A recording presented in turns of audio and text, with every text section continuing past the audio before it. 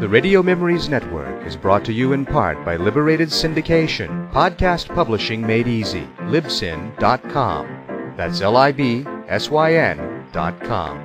Welcome to the Old Time Radio Network detective stories, continuing America's love affair with private eyes. We now go back to the early days of radio and our imaginations with our feature presentation.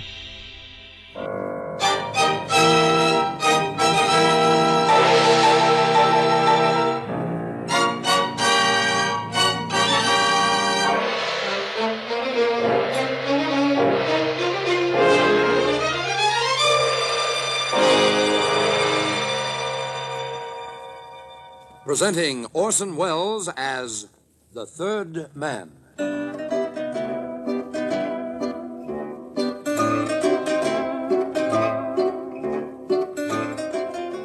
The Lives of Harry Lime. The fabulous stories of the immortal character, originally created in the motion picture The Third Man, with zither music by Anton Karas.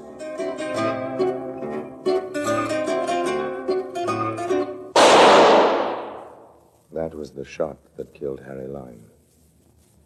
He died in a sewer beneath Vienna. As those of you know who saw the movie The Third Man.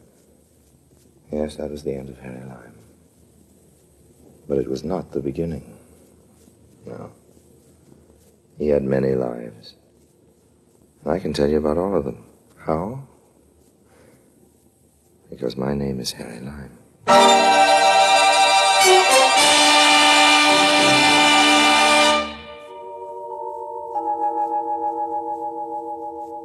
Now, Kiddies, London, which is the capital of England, is noted for a number of curious historical events. King Charles was beheaded in London. They had a fire there and a plague.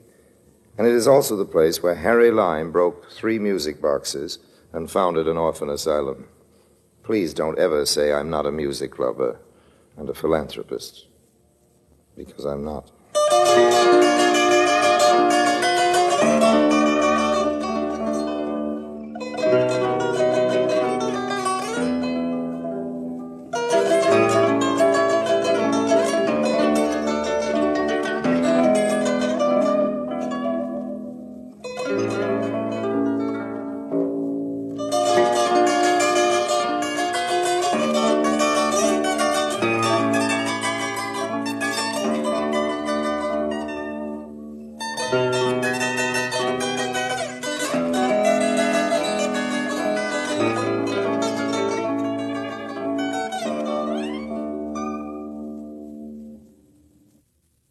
And now, Orson Welles as Harry Lime, the third man, in today's story, Operation Music Box.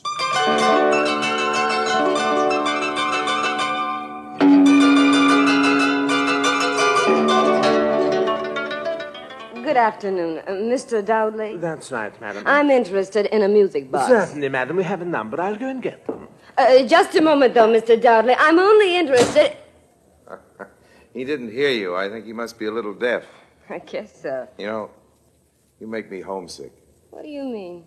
Don't you know what it is to be homesick? I sure do. I've only been away a few weeks, and I'd certainly like to be back. But why do I make you homesick? Oh, you make me think of Central Park and the fountain by the plaza, Fifth Avenue in the morning in May, and the sound of roller skating on the sidewalk downtown, hoot of shipping on the East River. Everything, in fact. How do you know I come from New York? I just guessed. Here's your check, Mr. Lime. Oh, thank you, Mr. Entwistle. Here we are, madam. These are all the music boxes we have. These 2 are 17th century, and this one 18th century. This one works.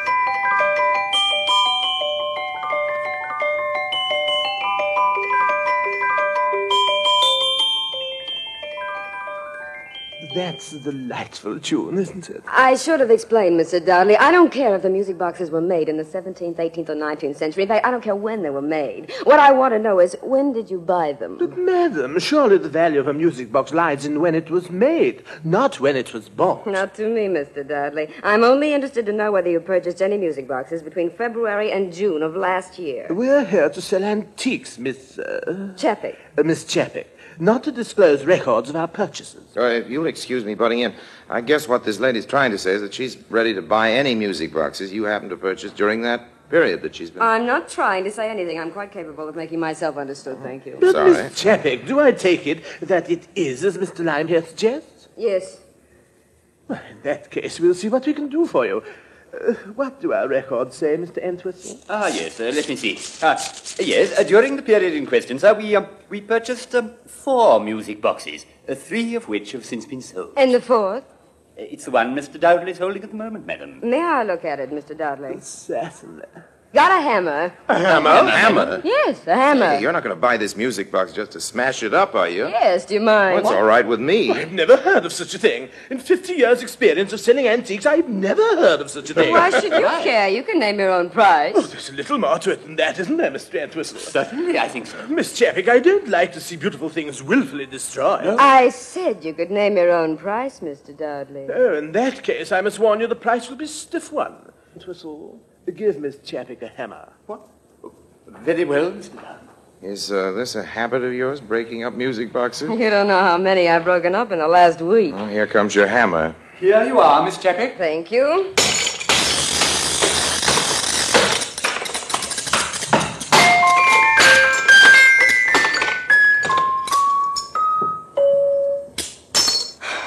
No good.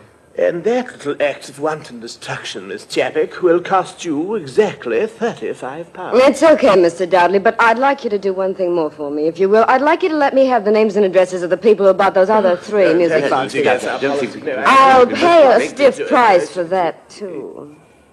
Oh.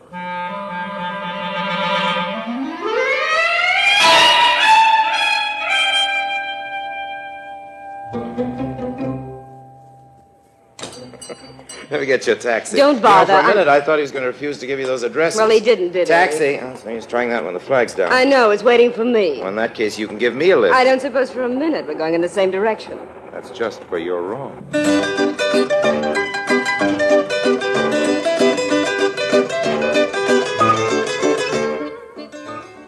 And that's how I met Myrna Chapek.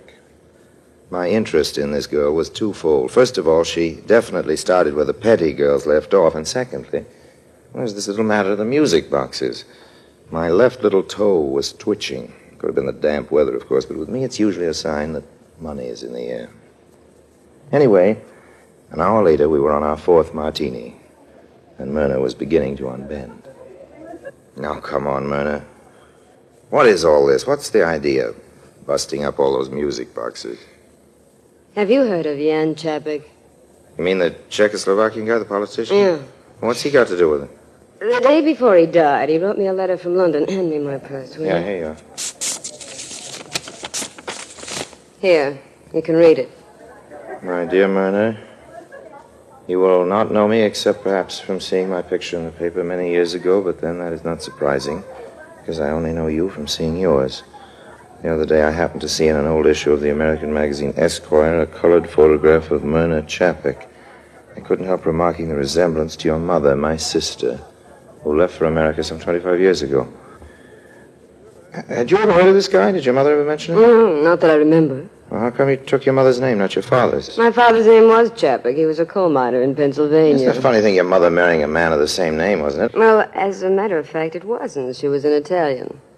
And the man who wrote this letter wasn't your uncle? No, it couldn't have been it. You know, I'm talking too much. I don't know whether it's you or the martinis. It's both. Well, go ahead, read the rest of it. Okay, now, my dear niece, this is a painful task which I have before me, but really there is no possible choice. You must know that when the communists seized control in my country, a price was put on my head, and I only managed to escape at the very last moment by concealing myself in the tail of an American airliner which was leaving Prague that night. Like many others in Europe in those terrible last years, I managed only to take away with me the meagerest of possessions, a small traveling case light enough for me to carry, for I was ailing and feeble even then. I have said that the purpose of this letter is a painful one, but perhaps you will not find it so, because after all you do not know me, and surely will not receive the news of my death with any sorrow. But the fact is that I will be gone by the time you read these words, which are not intended so much for a farewell. People who don't know each other can't very well say goodbye, can they? But as a last will and testament, I am leaving you the contents of my little suitcase, Myrna, a few shirts, a necktie, and the unfinished manuscript of my last book. These you will not find very exciting, I'm afraid, and I can't imagine you're traveling across the ocean to claim such an inheritance. But there is a music box, Myrna. It's the only thing of value I could take away with me on my flight. I want you to have it, and I give you my word that it will be worth your trouble to come after it. The landlady, who is not a sympathetic woman, has not been entrusted with the secret, and unluckily she has not been paid for the rent of this attic room for several weeks. By the time you come to London, she will have sold it, and you must find out where and to whom, and you must buy it back. And now my hand is very tired, and I cannot go on pushing this pen across the paper for many more words. I send my blessing to the child of my sister, who has inherited her wonderful green eyes, and also something else almost as wonderful and almost as green. Your Uncle Yan.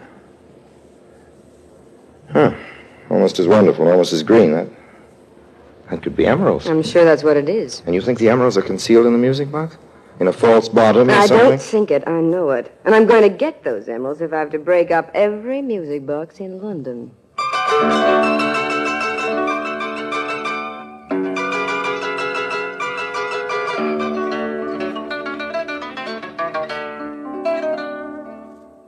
I left Myrna a good deal later that night. We'd had a wonderful time. I had her promise that we'd meet the next evening. I also had something else. I had that list from Dowdley's antique shop. Oh, yes, I know what you're thinking. You're thinking I pinched it out of her purse.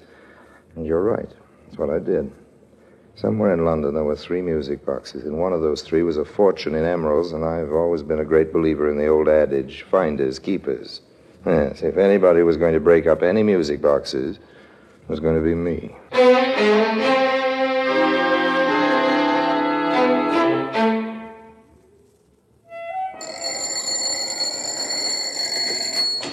Good morning. Is Miss Moira Corkbottle at home? No, she's out. Well, have you any idea where she's gone? Well, I wouldn't like to say for sure, but, well, you could try the Velvet Penguin. All right. The Velvet, what? It's a nightclub. Velvet Penguin? But a nightclub? This is 10 o'clock in the morning. Well, if she's anywhere, that's where she'll be.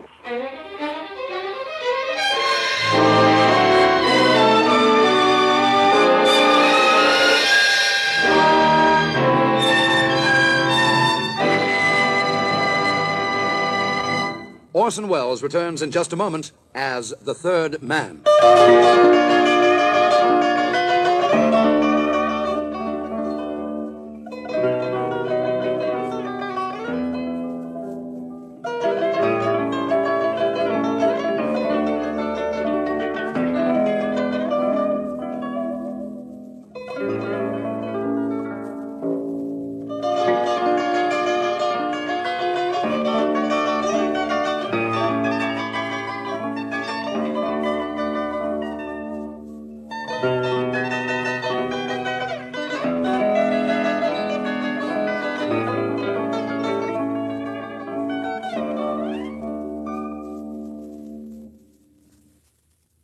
And now, Orson Welles, as the third man, continues with today's story, Operation Music Box.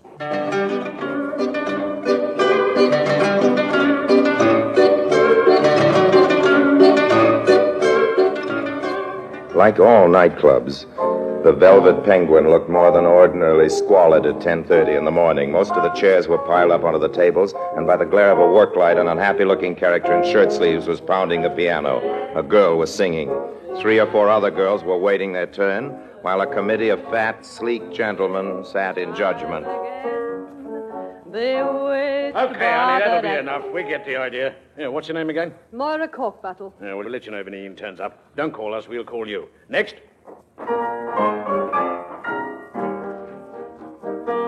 Pardon me, Miss Corkbottle. Yes? My name is Lime. I'd like to talk to you for a minute, if you don't mind. What's it about, a job? Well, no, It isn't. I'm not interested. I've had just about as much of this audition racket as I can take. I'm Yes, I can fed up with the imagine. whole cabaret game. Just as soon go back to singing in front of a band, even in the Smalls. Sorry, I just wanted to ask you about that music box you bought at Dowdley's last February. You a detective? Not exactly. You did buy one, though, didn't you? Yes, I did, but it didn't do me any good. What do you mean it didn't do you any good? I thought it would soften him up. Soften who, Miss Corkbottle? My uncle, of course. My uncle Ben Corkbottle. You know, General Corkbottle. No, I don't know him. You mean you never heard of General Corkbottle? No, I never did. Well, you haven't missed anything.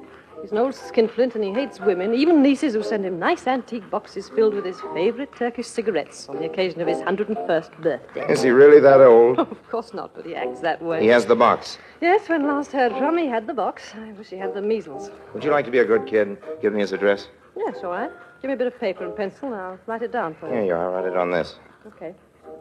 Now, look, if you see him, tell him I'm starving to death, which is true, that I speak of him constantly, which is also true, and that if he can see his way clear to sending me £100 or even a fiver, but no, he won't. I know him. Well, good luck with the General, Mr. Lime, and don't forget to wear your bulletproof vest.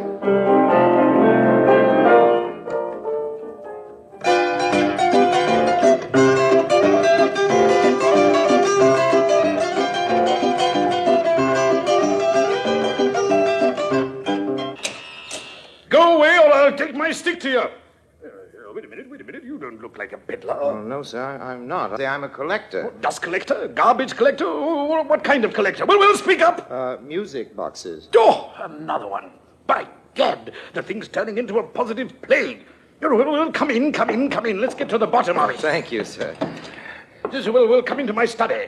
Now, then, what's the explanation of this wild rash of music box collectors? Who'd want a music box? Blasted things make you jump. Give me the Jim Jams. Well, come in, young fella. There must be something in music boxes I don't know about. A fine-looking young woman like Mr. What was your name again, my dear? Chapek. We know each other, General. Oh, you do? Yes, we do. Yes, well, that's not surprising. After all, you music box bugs probably have some kind of club or other. Old meetings, swap boxes and all that, eh? Oh, we're going to hold a meeting, General. You can be sure of that, Harry. Now, please, Myrna, don't misunderstand. I understand perfectly. Now then, I haven't got all the morning. Here we are now. Now then, before this young fellow interrupted us, you were making me an offer. Yes, Offer? for your music box, General. Oh, that is if you're willing to sell, General. What's your price? £2. £3. £4. £10. 15 guineas. 25 guineas. This is as high as I'll go. Well, that's the highest bid. Well, going? Gone. No, don't write a check, young fella. I'll take it in cash.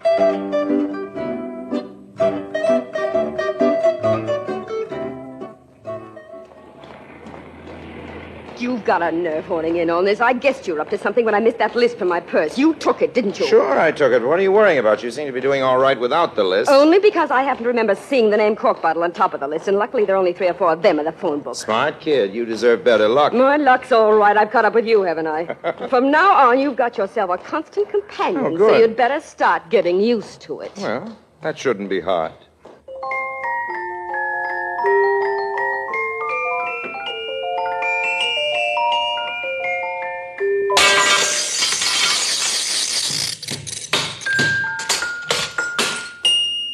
Myrna, Yes?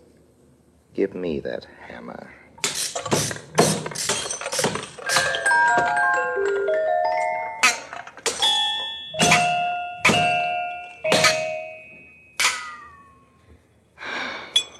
Give it another suck.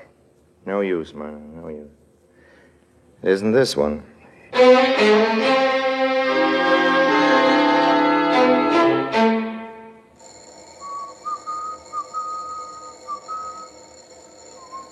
How do you do? Good Are afternoon. you Are you Mr. Chelychev? I am Count Chelychev. Oh, I beg your pardon, Yes. Count Chelychev. I wonder if we could come in for just a moment. Well, I Count don't know. Chelychev, I am pressed for time. we won't take Well, any. I suppose I can spare you a few minutes. Oh, thank Just you very a few much. minutes. Thanks. Come An awful lot. Come. Most kind of you, Count. Because This way, Swell place you got it is. here. It's wonderful. I can see that you're a man of taste, Count Yes. Chelychev. You've got some lovely pieces of furniture It here. is possible. Oh, no, it's Not more what than I that. was used to in the old days, in the Tsar's time. Oh, I can Now, imagine. what is it you want, please? What? Well, Oh, I we want believe to you're a ask you about collector a of music music box. boxes. Please, just a minute, one at a time. Yes, One at a time. I'm sorry, Count. Yes, Now, what is all it about music boxes? I am not a collector of music boxes. I am a collector of miniatures of the Empress Catherine of Russia. Well, what about this music box on the table? Here. I bought that one, certainly. but only because of the enamel portrait medallion of Catherine on the lid. The Catherine. She is an ancestor of mine. Oh, is she? Yes. Hey, look, can't you see the resemblance to me? Yes, now you mention it. It's remarkable. But do you mind if I set this thing going? No, please don't do that. Please. No, don't. That's all right. There we are. I am not interested in this as a music box. Oh, you aren't? Well, in that case, Count, maybe you'd be ready to sell it. Sell it? Yes, Certainly not. Oh, but I told you I want it for the miniature on the lid. Can't we persuade you to change your Yes, mind? I'm sure We're you- prepared to pay a good price for No, it. price doesn't enter into it, my dear lady. I don't buy things to sell again. Well, this particular music box happens to be awfully important to us, Count. I can't help that. I'm sorry. I couldn't possibly sell it. No use talking. No use arguing.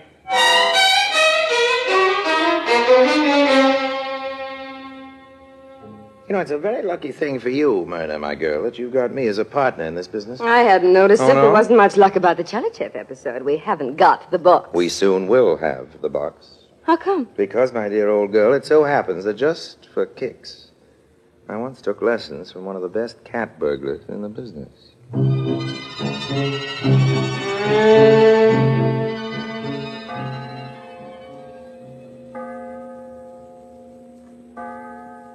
The Count lived in what was once a big private house that had been turned into 3 or 4 flats. There was a garden and a big wall. That night I got over the wall, crept through the garden, climbed up to the 2nd floor, and got through the window into the Count's drawing room. I worked quickly and quietly. I cut a small section out of the crystal cabinet with my diamond cutter that contained the Count's objet d'art, got through to the latch, unlocked it, and seized the music box. And then, at that moment...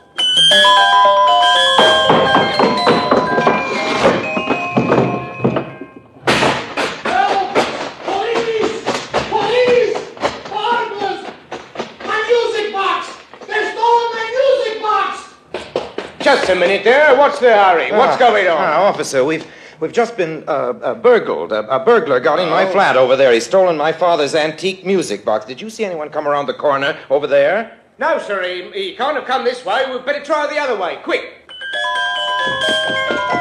Here, just a minute, you.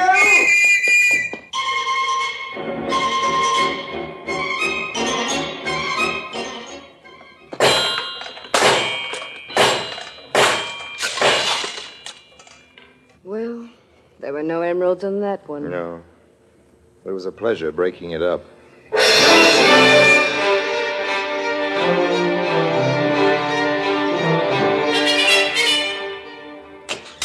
Good afternoon. We'd like very much to see the Principessa Marguta. How did you two get past the old porter downstairs? Like this. Oh, I see. For you, honey. Well, I'm afraid the Principessa wouldn't see you without an appointment. Tell me, before she was married, wasn't she Mabel Schroeder from Dubuque, daughter of the Chain Store King? Yes, she And was. she was divorced from her husband last year, wasn't she? That's right. That's who I told you. That was. don't mean she's looking for any boyfriends. With her money, there's always plenty of those Well, around. don't look at me like that. I only want to speak to her. I really don't think it's possible. Here she comes now. Ethel. Good I'll speak afternoon, to these people. Principessa. We've been trying to locate a music box. A music box? Yes, it's it's a music box we've been trying to locate. I don't know whether anybody sent you a music box, Principessa? Yes, we certainly did have a music box. Mr. Lime. Lime. Yes. A gentleman friend of mine gave it to my little daughter, Shirley. Oh? We haven't got it now. Oh. We gave it away to some charity or other. What? I believe it was the St. Andrew's Foundling Home and Orphanage down in the East End here. Shirley sure hated that music box. Why was that, Principessa? She couldn't stand that tune. What tune? Oh, you know, that awful tune.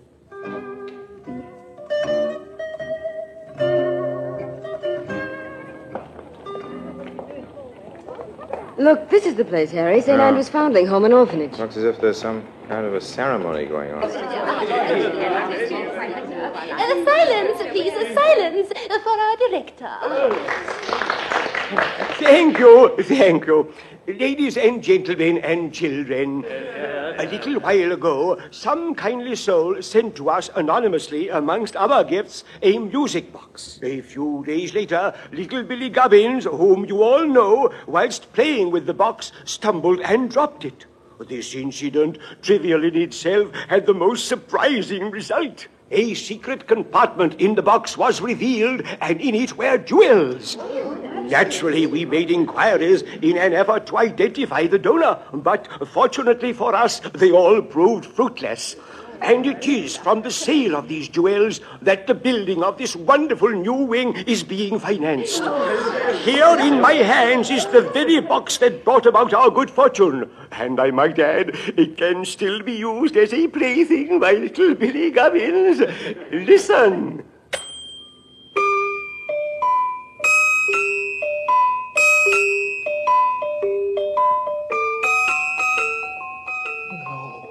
No.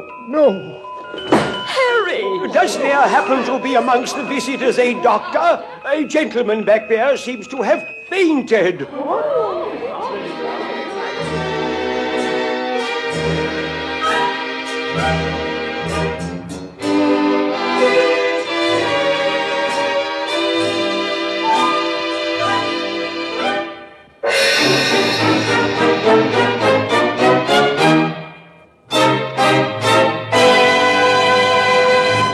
Harry Lime returns in just a moment.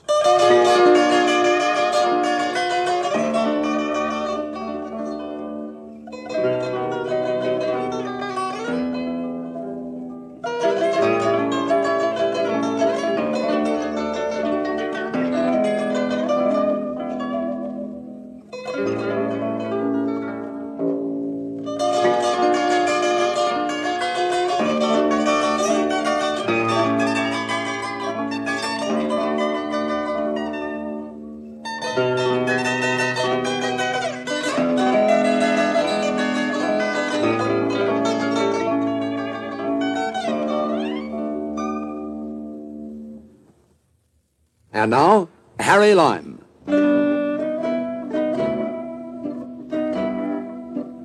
Goodbye for now. And remember what Ben Franklin said about honesty being the best policy. I wish I could.